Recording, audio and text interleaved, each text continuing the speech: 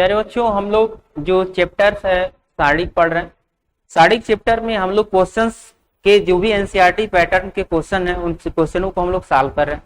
इसके पहले हमने 10 इसके पिछले वीडियो में 10th क्वेश्चंस पर तक मैंने आपको सॉल्व कराया था। आगे फिर हम लोग उसी 11वें क्वेश्चन पे चलते हैं और यहाँ से क्वेश्चंस को सॉल्व करते हैं।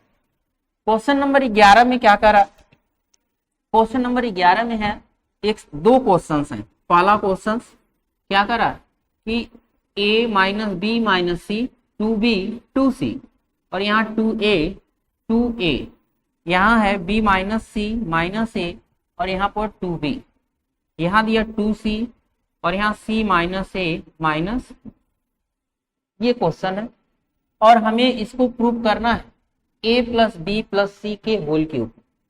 तो हम इसका लेफ्ट हैंड साइड ले लेते हैं पहले क्वेश्चन का और राइट हैंड साइड को हम लोग प्रूव करते हैं।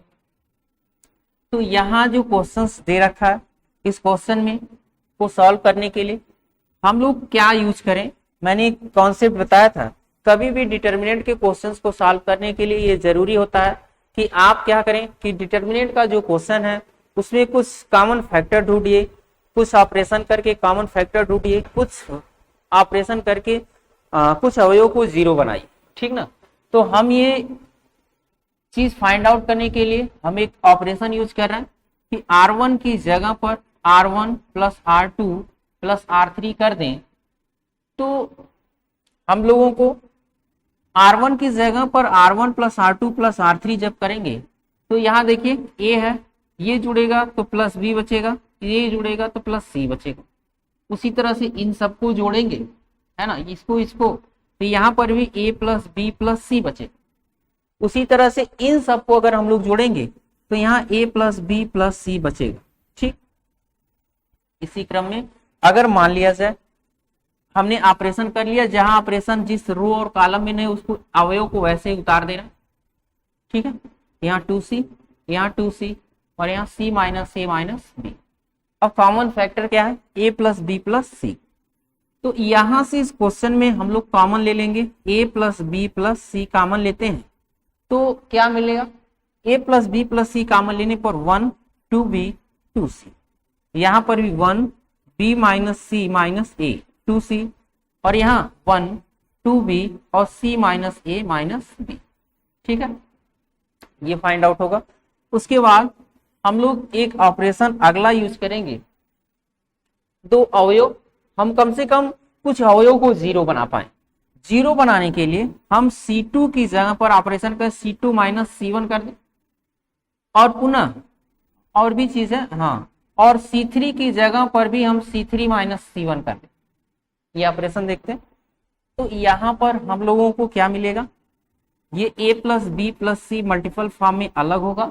उसी तरह से जब हम यहाँ घटा रहे होंगे तो यहाँ 1 तो है ही, यहाँ 0 1 इसमें से घटेगा 0, यहाँ 2b है 2b यहाँ से घटेगा तो माइनस b हो जाएगा, minus b minus c minus a, यहाँ 2b घटेगा तो 0 हो जाएगा। उसी तरह से 2c यहाँ 2c घटेगा, ये 0 हो जाएगा, यहाँ 2c घटेगा तो minus c minus a minus b, ठीक है। तो आगे इसी को अगर हम लोग बढ़ा करके ऐसे लिख सकते हैं a प्लस बी प्लस सी, है ना, और R1 के सापेक्ष विस्तार कर देंगे, R1 के सापेक्ष विस्तार कर। तो R1 के सापेक्ष विस्तार करेंगे तो हम लोगों को जो विस्तार 1 का मल्टीपल फॉर्म मिलेगा, 1 का मल्टीपल फॉर्म, यहां हम लोग जब विस्तार करते हैं तो उस रो और उस कॉलम को छोड़ देते हैं तो इसका एक सारणिक मिलेगा, ये वाला कौन सा, माइनस कॉमन लें तो a प्लस बी प्लस सी हो जाएगा। यहाँ 0 है, यहाँ पर भी 0, माइनस कॉमन ले लेंगे तो a प्लस बी प्लस सी मिलेगा, ठीक है, माइनस कॉमन लेने के बाद। अब हम लोग इनका क्रॉस 0 का हम R1 के साथ इसका करेंगे तो मिलेगा, इसका करेंगे तो टोटल 0 हो जाए, इसका भी करेंगे तो टोटल 0 हो जाए। तो यहाँ क्रॉस मल्टीपल अगर ले लें, क्रॉस मल्टीपल ले लीजिए, क्रॉस मल्टीपल लेने पर यहाँ a प्लस बी प्लस सी है तो ये a प्लस बी प्लस सी का होल स्क्वायर और ये 0 माइनस 0, उससे कोई इफेक्ट नहीं पड़ेगा तो कुल मिलाकर के हमें मिल जाएगा a प्लस बी प्लस सी का क्या होल क्यूब। यहां पर हम लोगों को मिल जाएगा a प्लस बी प्लस सी का क्या होल क्यूब। ठीक, आइए इसी क्रम में अगला क्वेश्चन देखते हैं। अगला क्वेश्चन क्या करा, अगला क्वेश्चन ये करा दूसरा क्वेश्चन से ये है कि x plus y plus 2z है, x plus y plus 2z, और यहां है z और z, यहां x y plus z plus 2x और x, फिर y y z plus x plus 2y। ये हम लोगों को क्वेश्चंस दे रहा था। प्रूव करना है 2x plus y plus z का होल क्यूब। सेम इसी तरह से हम लोग क्या करेंगे, जो पिछले वाले में ऑपरेशन किए हैं उसी तरह से ऑपरेशन करेंगे। क्या हम लोग यहां पर C1 की जगह पर C1 plus C2 plus C3 ले लें, है ना। तो यहां C1 plus C2 plus C3 लेने पर क्या मिलेगा, देखिए ये x x 2x y y 2y 2 common लेंगे तो x plus y plus z। उसी तरह से यहाँ पर C1 में z y सब जुड़ेगा तो 2x plus y plus z। इसमें भी जब जोड़ेंगे तो जोड़ने पर 2x 2y 2z मिलेगा। 2 कॉमन फैक्टर रखेंगे तो 2x plus y plus z मिलेगा, है ना। और यहाँ x y plus z plus 2x और x, यहाँ y z plus x plus 2y। ठीक है, अब कॉमन फैक्टर हम लोगों को मिल चुका। क्या कॉमन फैक्टर हम लोगों के पास है 2x plus y plus z common factor. तो पहले कॉलम से तो यहाँ 1 1 1 और यहाँ x y plus z plus 2x और यहाँ x। ठीक, उसी तरह से y z plus x plus 2y। अब दो एक कॉलम में 1 1 1 मिल चुका, जहां 1 1 1 मिलता है उसमें से किन्हीं दो एक को हम लोग जीरो बना लेंगे। कैसे बना लेंगे, देखिए यहाँ 2x plus y plus Z लिख ले रहे। हम एक ऑपरेशन करने जा रहे हैं कि R2 की जगह पर R2 माइनस R1 और R3 की जगह पर R3 माइनस R1 कर।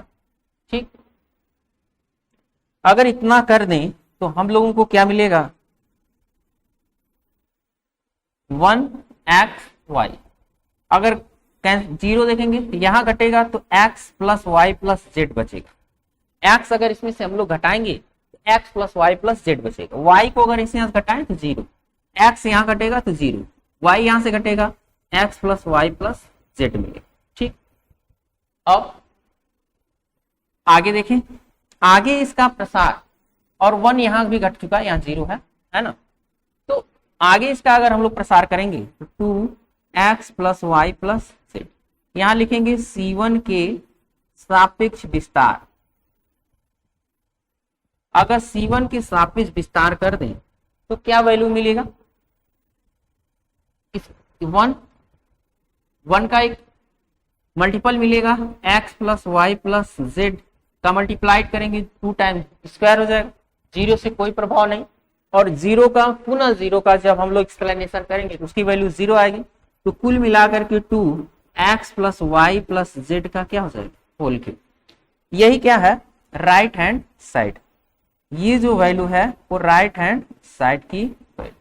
ठीक है, अच्छा आगे देखते हैं। अब 12 नंबर क्वेश्चन क्या कर रहा, 1 x square x 1 x square x 1 है ना, इसके बराबर प्रूफ करना 1 माइनस एक्स का होल क्यूब, है ना। तो साड़ी को सॉल्व करने का तरीका मैंने बताया था कि कॉमन फैक्टर्स ढूंढने का प्रयास करिए और जीरो बनाने का प्रयास करिए। देखिए कॉमन फैक्टर दिख तो नहीं रहा लेकिन दिख जाएगा। मुझे लगता है एक ऑपरेशन हम लोग यूज कर दें कि C1 की जगह पर C1 plus C2 plus C3 एक ऑप्शन यूज कर दें तो हम लोगों को C1 1 + x + x², इसको जोड़ दें तो 1 + x + x², इन सबको जोड़ दें तो 1 + x + x² मिलेगा। ठीक है, और बकिया सब ऐसे ही उतार देना, x² x1। ठीक, आगे इसी क्रम में देखते हैं हम लोग। अब यहां पर कॉमन फैक्टर, कॉमन क्या है, पहले कॉलम में 1 + x + x² कॉमन है, बाहर कर दे तो 1 1 1 1 x² x और 1। ठीक है, इसके बाद फिर यहां पर 1 + x + x² तो वैसे ही है। अब मैंने कहा 1 1 जब भी दिखाई दे तो दूसरे उसमें दो वैल्यू 0 बनाइए, दूसरे कॉलम में दूसरे में से पहला घटा दें, तीसरे कॉलम की जगह पर तीसरे कॉलम में से पहला कॉलम घटा दें, घटा के देखते हैं हम लोग क्या मिलता है। तो 1 + x + x² यहां है, और जब घटाएंगे तो 1 0 0। ठीक है, और यहाँ x घटाएंगे तो 1 - x, यहाँ घटाएंगे x² - x, यहाँ x² घटाएंगे तो x - x², यहाँ से घटाएंगे 1 - x², ऐसा लिख सकते हैं। ठीक, अब यहां पर 1 + x + x², ठीक दिखाई दे रहा, ये इसको हम लोग क्रम में लिखते हैं 1 0 0 x लिखें, इसको लिखते 1 - x, यहाँ -x कॉमन ले लें तो 1 - x यहाँ आएगा, यहाँ पर देखिए x² x कॉमन लें तो 1 - x यहाँ मिलेगा, और यहाँ इसको 1 - x और 1 + x लिख सकते हैं वर्गांतर सूत्र से, 1 - x और 1 + x। ठीक, अब देखिएगा यहां से आगे बढ़ेंगे अगले स्टेप की ओर, तो 1 + x + x² यहाँ है, और अगर हम लोग विस्तार करें तो 1 - x दूसरे रो से कॉमन ले, दूसरे रो से 1 - x, तीसरे रो से भी 1 - x कॉमन ले। ठीक, तो हम लोगों के पास क्या बचेगा, 1 x x² 0 1 x, और यहाँ -x 0 -x, और यहाँ 1 + x हम लोगों को फाइंड आउट होगा। ठीक, ये जो फार्मूला है यहां पर ये AQ - BQ का फार्मूला है, अर्थात 1 - x का होल क्यू का ये फार्मूला है। ठीक, प्रसार है, अब 1 - x यहां रहने देते हैं। अब C1 के सापेक्ष विस्तार कर दें, C1 के सापेक्ष इसका विस्तार कर, जब भी C1 के सापेक्ष इसका विस्तार करेंगे तो यहां हम लोगों को क्या मिलेगा, मल्टीप्लाई करेंगे इसका तो यहां मिलेगा 1 + x, और यहाँ माइनस जो है गुणा कराएगा तो -x और x गुणा कराएगा और माइनस आएगा तो टोटल प्लस बन जाएगा, प्लस x²। पुनः यहाँ पर 1 - x और 1 + x + x², एक फॉर्मूला है किसका, 1 - x³ का। ठीक, अब दो बार 1 - x³ है तो 1 - x³ का क्या लिखेंगे, होल स्क्वायर, है ना। तो इस तरह से जो प्रूव करना था राइट हैंड साइड हमारा फाइंड आउट हो जाए, ये जो राइट हैंड साइड की वैल्यू वो क्या होगा, फाइंड आउट होता है। ठीक, आगे क्वेश्चन पर चलते हैं। कह रहा 1 + a² - b² और यहाँ 2ab और -2b, 2ab 1 - a² + b² 2a, और 2b -2a 1 + a² - b² बराबर 1 + a² + b² होल क्यूब। तो अब हमें ढूंढना है कि कैसे ये वैल्यू, यहां हमको 1 + a² + b² दिखाई देगा, तो मुझे लगता है कि हम लोग b² यहाँ फाइंड आउट कर सकते हैं प्लस b², जब हम क्या करें इसमें b का गुणा करा के यहाँ जोड़ दें, या ऐसे करने b का गुणा करा के यहाँ जोड़ दें इसको, तभी मिल जाएगा, या प्लस b² हो जाएगा। चलिए देखते हैं मेरे कहने का मतलब क्या है। क्वेश्चंस को हम लोग लेफ्ट हैंड साइड ले लेते हैं, लेफ्ट हैंड साइड में 1 + a² - b² 2ab 2b, है ना, यहाँ 2ab 1 - a² + b², यहाँ -2a -2b 2a 1 - a² - b²। ठीक, ये रहा। अब इसमें क्या करना है, इसमें हमको लाना है प्लस बी स्क्वायर। तो R1 की जगह पर R1 में हम लोग जोड़ दें बी गुणे R2, जोड़ दें तो मिल जाए, ठीक। और यहां बी गुणे R3, सॉरी बी गुणे R3, और हमें वहां पर भी 1 प्लस ए स्क्वायर चाहिए, यहां पर भी, ठीक। तो इस जगह पर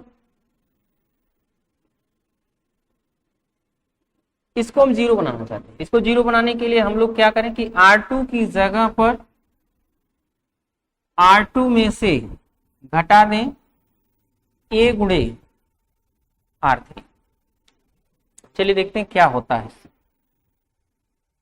इससे आगे ये होगा कि यहां पर R1 पर जोड़ना 1 plus a square minus B square में बी का गुणा कर 2b स्क्वायर जुड़ेगा तो 1 plus a square plus b square.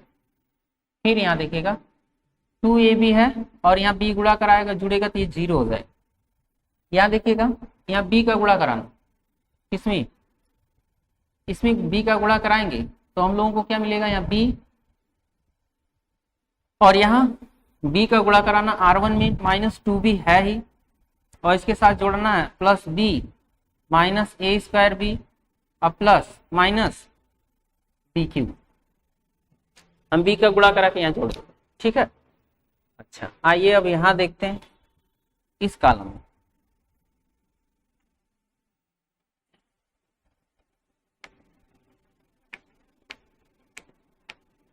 तो यहां पर हम लोगों को मिलेगा, ये जोड़ देंगे तो ये 0 हो जाएगा, घटाना a का गुणा करा घटाएंगे 0 हो जाएगा, ये 2b है ही, a का इसमें गुणा कराएंगे तो 2a स्क्वायर हो जाएगा, 2a स्क्वायर होगा, है ना। और माइनस माइनस से ये प्लस हो जाएगा, और प्लस यहाँ जोड़ेंगे तो 1 plus a square plus b square मिल जाए, ठीक। उसी तरह से और यहाँ पर क्या है माइनस 2a, और यहाँ पर अगर हम क्या करेंगे a का गुणा करा के यहाँ जोड़ रहे होंगे तो माइनस a है, यहाँ मल्टीप्लाई करेगा तो माइनस a 2a के साथ घटाया जा रहा माइनस a, और माइनस माइनस से यहाँ पर प्लस a क्यूब और यहाँ गुणा कराएंगे प्लस एक माइनस एक ए बी स्क्वायर, और इसको ऐसे नोट कर दे 1 माइनस ए स्क्वायर माइनस बी स्क्वायर, है ना। आगे बढ़ाते हैं इसको, चलिए देखते हैं आगे इसको। यहाँ हम आगे बढ़ाएंगे तो 1 plus a square plus b square, यहाँ 0, यहाँ देखिए बी और बी प्लस बी बचेगा, माइनस बी बचेगा, माइनस बी कॉमन ले लेंगे तो 1 होगा, और यहाँ माइनस 1 प्लस ए स्क्वायर, और यहाँ माइनस बी कॉमन लेंगे तो प्लस बी स्क्वायर, ठीक। यहाँ देखते हैं 0 1 plus a square plus b square, और यहाँ ए कैंसिल घटेगा, ए बचेगा, ए कॉमन ले लेंगे तो ए की जगह 1 प्लस यहाँ ए स्क्वायर प्लस बी स्क्वायर, ठीक। आगे देखते हैं इसी क्रम में, यहाँ माइनस 2b और ये क्या है माइनस 2a, 1 माइनस ए स्क्वायर माइनस बी स्क्वायर, ठीक। कॉमन फैक्टर हम लोग लेते हैं कितना, कॉमन ले लेते हैं 1 प्लस, पहले रो से 1 plus a square plus b square common ले लेंगे तो यहां हम लोगों को क्या बचेगा 1 0 और वहां बचेगा माइनस बी, यहां से 0 कॉमन फैक्टर 1 ए, ठीक। आगे देखते हैं, इसको हम लोग सीधा सीधा ऐसे नोट कर दें माइनस 2b माइनस 2a और 1 माइनस ए स्क्वायर माइनस बी स्क्वायर, ठीक। अब भाई आगे क्या करना, अब आगे हम लोग इसका 2 बार कॉमन फैक्टर लेंगे, एक बार पहले कॉलम से एक बार दूसरे कॉलम।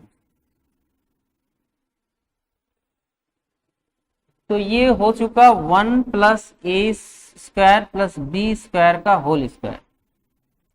अब इसमें कोई वैल्यू जीरो बनाने वाली नहीं है, हम लोग विस्तार कर लेते हैं किसी तरह, यहाँ पर विस्तार करके देखते हैं कितना आता है।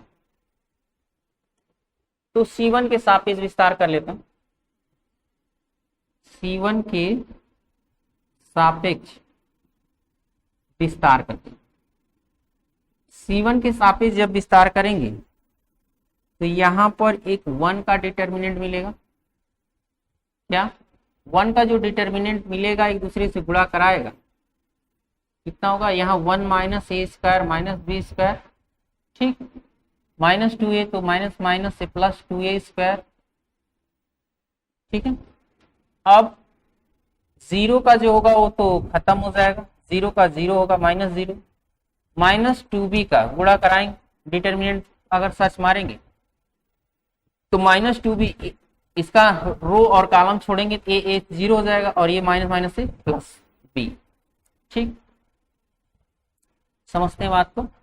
माइनस 2b, ठीक, माइनस 2b का हमें जो साइड मिलेगा ए जीरो, माइनस ये माइनस तो इसका गुणा माइनस लाता ही है, माइनस है ही, माइनस जब गुणा लाएगा तो माइनस माइनस से क्या हो जाएगा, प्लस हो जाएगा, ठीक। तो यहां पर देखिएगा माइनस 2b का जब हम लोग कर रहे हैं, माइनस 2b गुणा करा रहे हैं तो यहाँ माइनस बी जब मिलेगा तो माइनस माइनस इसको माइनस बी लगा तो ये प्लस बी, तो 1 plus a square plus b square का होल स्क्वायर। अब देखिए यहाँ 1 और ए square, 1 plus a square minus B square और प्लस 2b स्क्वायर से बी स्क्वायर बचेगा और कुल मिलाकर के ये हो जाएगा 1 plus a square plus b square का होल क्यूब, ठीक है। 1 plus a square plus b square का plus 1 plus a square plus b square का क्या हो जाएगा, होल क्यूब हो जाएगा। आगे इसी क्रम में क्वेश्चन नंबर, ये इसको हम लोग राइट हैंड साइड कर देंगे, ये क्वेश्चन प्रूफ हो जाएगा। इसी क्रम में हम लोग आगे का क्वेश्चन देखते हैं, 14 नंबर क्वेश्चन। 14 नंबर क्वेश्चन में भी ये वैल्यू लाना 1 plus a square plus b square plus c square ना, तो 1 plus a square plus b square plus c square लाने के लिए क्या करेंगे कि ताकि b square plus c square हो जाए। आइए समझते हैं। यहां से हम लोग इस क्वेश्चन का लेफ्ट हैंड साइड ले लेते हैं, a square plus 1 a b a c, यहाँ a b b square plus 1 और b c, c a c b c square plus 1, ठीक। अब हम लोग कॉमन फैक्टर लेंगे इसमें से ए, पहले रो में से ए कॉमन ले लें तो यहाँ बचेगा ए प्लस 1 बाई ए और यहाँ पर बी और यहाँ सी। दूसरे रो में से बी कॉमन ले लें तो यहाँ ए और यहाँ पर बी प्लस 1 बाई बी और यहाँ पर सी, ठीक। तीसरे रो से सी कॉमन ले लें तो यहाँ ए यहाँ बी सी प्लस 1 बाई। अब देखिएगा हम बनाना चाहते हैं इसको ए स्क्वायर बी स्क्वायर और सी स्क्वायर। अब पहले कॉलम में हम ए का गुणा करा दें, ए उठाएं पहले कॉलम में गुणा करा दें। हम जानते हैं किसी साड़िक में जब कोई पंक्ति में कोई कॉमन आए हुए हो तो साड़िक के मान में गुणा करा देते हैं, और साड़िक में कोई मान गुणा करा रहा है तो उसके किसी कॉलम या पंक्ति में गुणा कर दीजिए तो मान में कोई परिवर्तन नहीं होता और हमारा जो टारगेट है वो मिल भी जाएगा। तो हम ए का यहाँ पर मल्टीप्लीकेशन कराते हैं तो क्या मिलेगा, यहाँ ए स्क्वायर और यहाँ 1 से 1 ए कैंसिल आउट हो जाएगा और यहाँ पर भी एक गुणा होगा ए स्क्वायर, यहाँ पर भी ए स्क्वायर। यहाँ बी का गुणा करेंगे बी स्क्वायर, यहाँ बी स्क्वायर प्लस 1 और यहाँ गुणा कराएंगे तो बी स्क्वायर। सी का यहाँ गुणा करा दीजिए सी स्क्वायर सी स्क्वायर प्लस 1। आगे देखते हैं। अब C1 की जगह पर C1 plus C2 plus C3 ले लेते हैं, ठीक। तो C1 plus C2 plus C3 करेंगे तो 1 plus a square plus b square plus c square ये मिल जाएगा और यहाँ पर भी 1 plus a square plus b square plus c square मिल जाएगा। यहाँ पर भी 1 plus a square plus b square plus c square, यहाँ बी स्क्वायर प्लस 1 और यहाँ बी स्क्वायर, यहाँ सी स्क्वायर प्लस 1। ऐसे ही दूसरे कॉलम और तीसरे कॉलम को वैसे ही उतार दें, ठीक। आगे देखते हैं। अब कॉमन फैक्टर हमको मिल चुका है 1 plus a square plus b square plus c square common factor है। अब यहाँ आगे 1 1 1 b square plus 1 b square, यहाँ सी स्क्वायर प्लस 1। ठीक, ये फैक्टर्स ले लेंगे। अब आगे देखते हैं। आगे क्वेश्चंस में ये है कि अब हमने बताया था किसी दो अवयव को जीरो बनाने थे, R2 की जगह पर R2 माइनस R1 कर दीजिए और R3 की जगह पर भी R3 माइनस R1 कर दीजिए।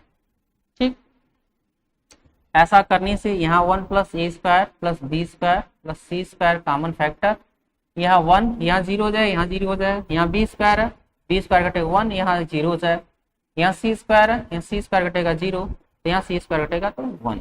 ठीक, आगे हम लोग C1 के या R3 के सापेक्ष विस्तार करें चाहे R2 के, बात वही मिलेगा। तो हम लिखेंगे C1 के सापेक्ष विस्तार।